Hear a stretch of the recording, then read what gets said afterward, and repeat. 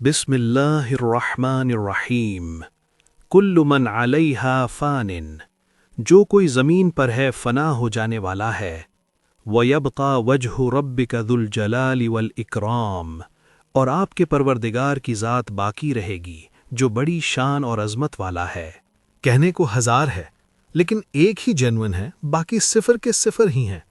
ان 999 صفر میں سے وہ ایک جینوئن خانے کی تلاش ہے، وہاں تک پہنچنا ہے، دماغ کے اس کونے میں جہاں برسوں سے جھانکا نہیں، اس دروازے تک پہنچنا ہے، پھر اسے کھولنا ہے اور پھر اس میں داخل ہونا ہے۔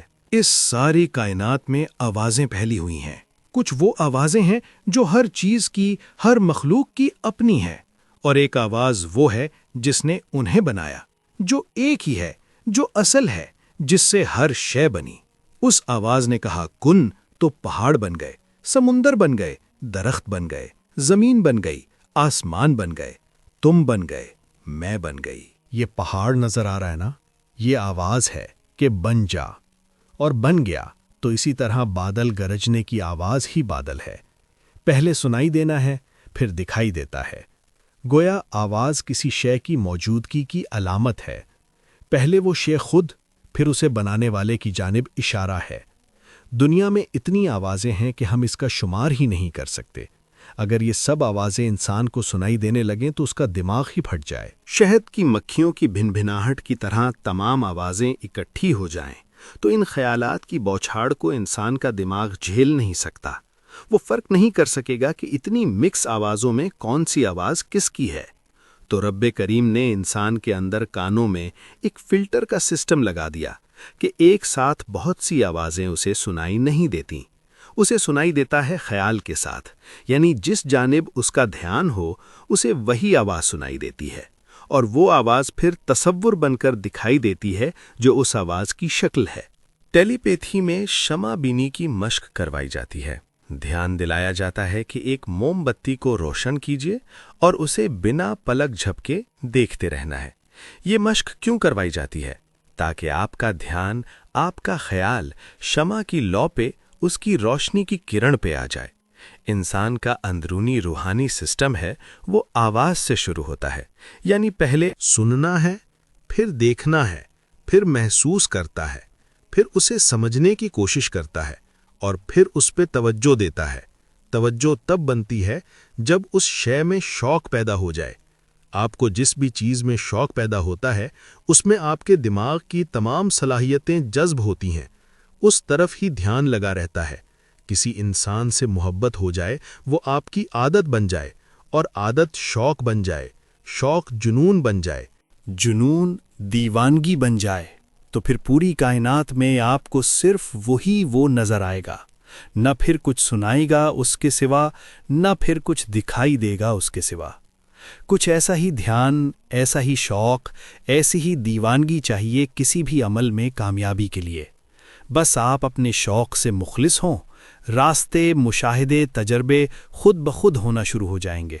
بنا کسی دھیان کیے بھی ہزاروں خیال، ہزاروں تصور دماغ میں خود بخود بنتے رہتے ہیں۔ انسان نہیں بھی چاہتا تو تب بھی کوئی نہ کوئی آواز، کوئی نہ کوئی شکل، یاد کی شکل میں، ماضی کی شکل میں، یا مستقبل کے واقعے کی شکل میں دماغ پہ اترتے ہی رہتے ہیں۔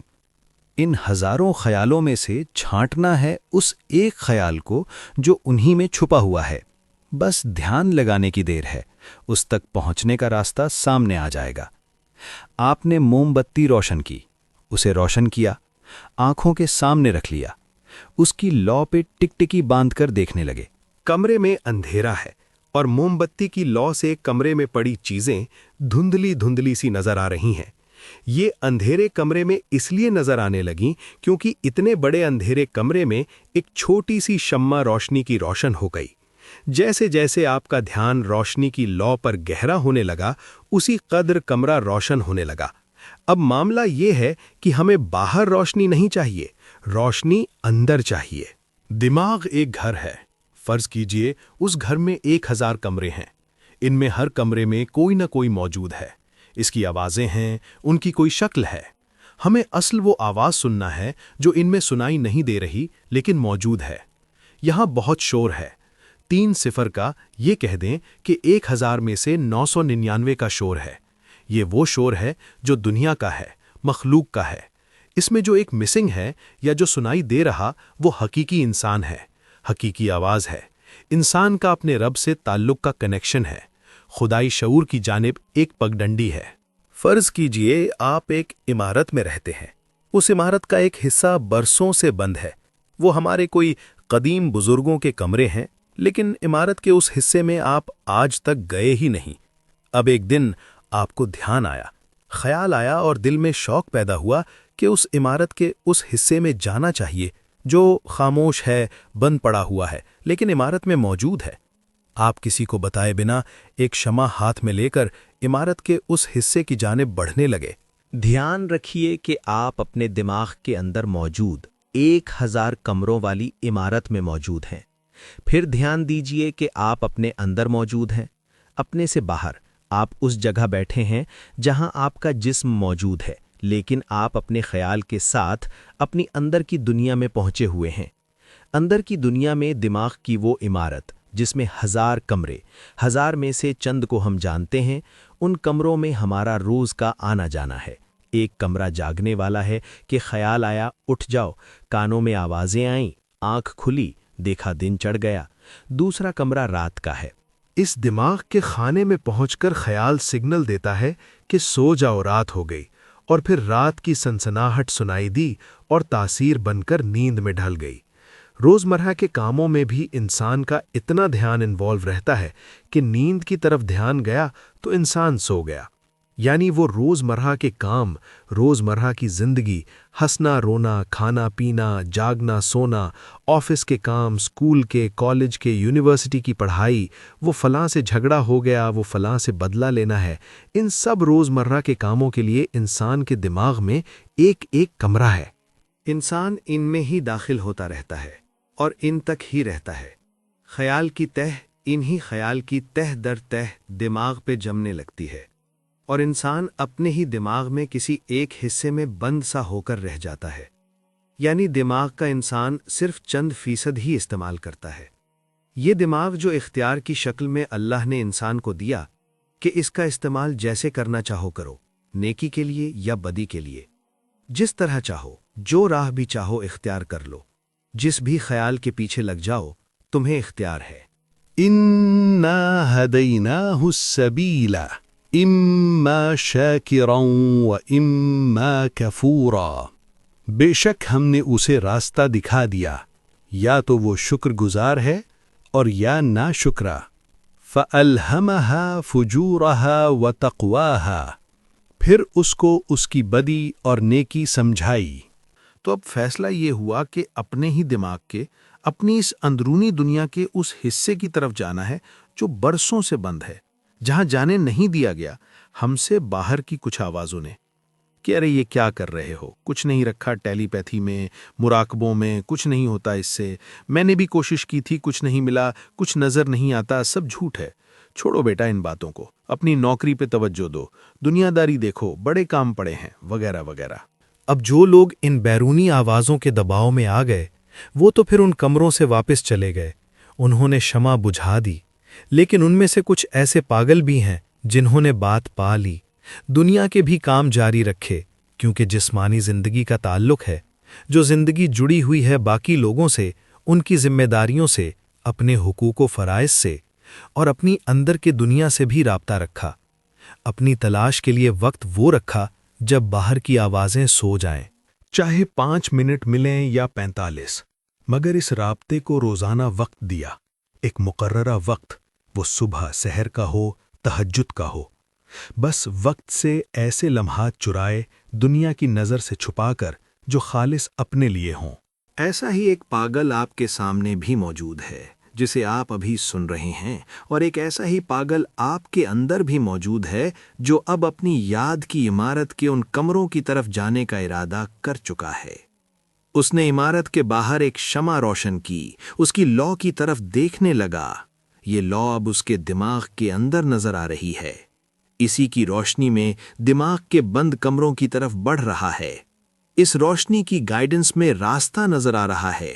مسلسل روشنی کی لو کو دیکھے جا رہے ہیں، ہماری نظر مکمل دھیان کے ساتھ اس کے پیچھے ہے، وہ ہمیں لے جا رہی ہے، ہم اس کی سمت بڑھ رہے ہیں، ہم نہیں جانتے کہ راستہ کدھر ہے، کیا ہے، بس روشنی کے پیچھے چل رہے ہیں، دھیان صرف شمع کی لو پر۔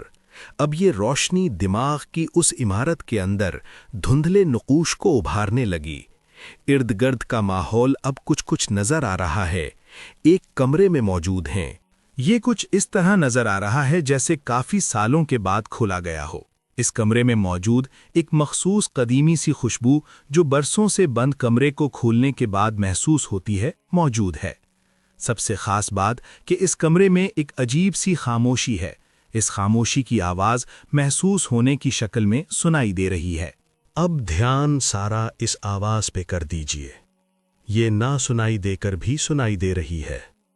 اگر یہ آواز آپ میں موجود ہے تو اس کی توجہ، اس کی کشش آپ کو باقی خیال سے دور کر دیتی ہے۔ جتنا محو ہو کر اس منزل کو طے کرو گے، اتنا ہی جلدی باہر کی زندگی میں بھی شمع روشن ہو جائے گی۔ روزمرہ کی زندگی سے ہٹ کر کچھ نئے واقعات ہوں گے، کیونکہ آپ نئے ہو گئے، پرانی سوچ سے ہٹ گئے، سوچوں کے انبار سے نکل آئے۔ باہر تو لوگ ویسے ہی ہیں، بس آپ بدل گئے تو سب بدل گیا۔ آپ نے پرانا چشمہ اتار دیا، نیا پہنا تو دنیا ویسی نظر آنے لگی۔ خود کو بدل لو تو باہر سب بدل جائے گا۔ جب خود کو پالو گے تو جگ کو پالو گے، پھر جو سوچو گے وہ ہوگا۔ ٹیلی پیتھی یہیں سے شروع ہو جائے گی کہ آپ کے خیالات کے اثرات آپ کے گرد لوگوں پر پڑنے لگیں گے، اور پھر لوگ وہ مانیں گے جو آپ چاہتے ہیں، وہ دیکھیں گے جو آپ دکھانا چاہتے ہیں، وہ سنیں گے جو آپ سنانا چاہتے ہیں، کیونکہ آپ کو آواز، آپ کی سوچ، آپ کا مشاہدہ ایک سوچ پر اکٹھا ہو گیا، ایک مقناطیس بن گیا، جس پر باقی کی بکھری ہوئی سوچیں 3 صفر کی شکل میں آ کر جب جڑ گئیں تو بن گیا 1000۔ اس مشق کو روزانہ کسی بھی مقرر وقت پہ کیجئے، خود میں اتریے، خود کو پائیے۔ آواز کو سننا نہیں ہے، بس کسی ایسے ماحول میں بیٹھ جائیں جہاں خاموشی ہو، تو وہ سنائی دینے لگے گی۔ پھر اس کی کوئی شکل خود نہیں تصور کرنا، شکل بنانی ہی نہیں، وہ خود دکھائی دینے لگے گی۔ آپ نے اپنی مان لی تو سب آپ کی ماننے لگیں گے۔ سانس کی مشقیں، کھانے کا مخصوص طریقہ اور دائرہ بینی اس کے بعد شروع ہوگی۔ آپ ذرا 2 ہفتے اس طریقے پہ عمل کیجئے۔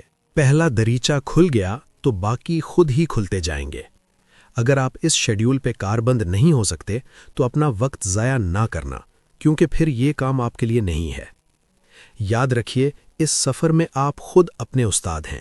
جس طرح آپ کسی دوسرے کو کوئی سبق بتاتے ہیں اور اس سے توقع کرتے ہیں کہ یہ اسی طرح عمل کرے تاکہ کامیاب ہو، ٹھیک اسی طرح آپ خود اپنے استاد بن کر خلوص کے ساتھ اپنے ساتھ مخلص ہو کر خود اپنے آپ کو گائیڈ کر کے جب ان ہدایات پہ عمل کریں گے تو لازمی نتیجہ دیکھیں گے انشاءاللہ۔ اللہ آپ سب کا حامی و ناصر ہو، آمین یا رب العالمین۔